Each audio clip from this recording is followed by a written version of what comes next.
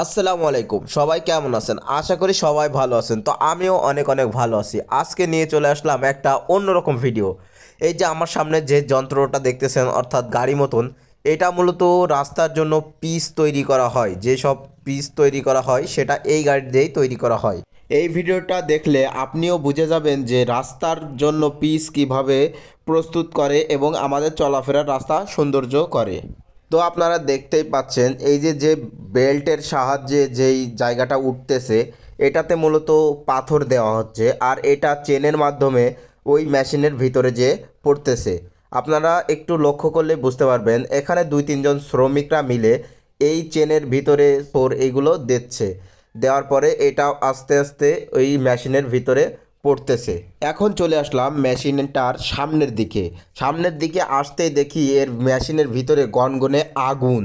এই যে যে লোকটাকে দেখতেছেন, এই লোকটা মূলত এই ব্যারেল থেকে এইটা ঘুরায়ে ওই মেশিনের ভিতরে তেল স্প্রে করতেছে আর ওখানে অতিরিক্ত মাত্রায় হিট হচ্ছে।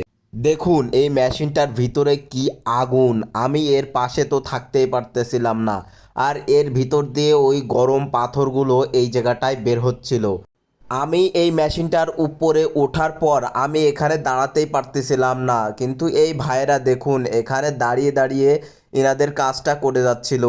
এখানে এত পরিমাণ হিট যে আপনিও এখানে দাঁড়াতে পারবেন না। চলুন এবার দেখে আসা যাক কিভাবে পিচ গলানো হয়।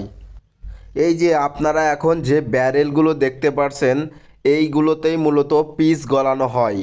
এই ব্যারেলের নিচেই অতিরিক্ত মাত্রায় আগুন জ্বালানো হয়, তার কারণে পিচটা গলে যায়। সম্পূর্ণ কাজ শেষ হওয়ার পর এভাবেই গাড়িতে করে আর কি এটা রাস্তা করার জন্য রাস্তায় নিয়ে যাওয়া হয়। তো চলুন এবার দেখে আসি রাস্তায় কিভাবে এটা বিছায় এবং কিভাবে রাস্তাটা প্রস্তুত করে। আমরা এখন আছি যে রাস্তাটায়, এই রাস্তাটায় মূলত পিচ করা হচ্ছে। এই রাস্তাটাই দেখুন এইভাবে পিচটা বিছাই দিয়ে যাচ্ছে দুটো তিনটে লোক।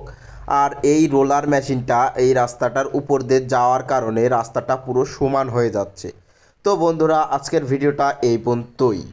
ভিডিওটি ভালো লাগলে অবশ্যই আমার চ্যানেলটিকে সাবস্ক্রাইব করবেন এবং লাইক করবেন। আর যদি আপনি ফেসবুক পেজ থেকে দেখে থাকেন, অবশ্যই আমার এই পেজটিকে ফলো করবেন। আমি আপনাদের জন্য নতুন নতুন ভিডিও দেওয়ার চেষ্টা করব।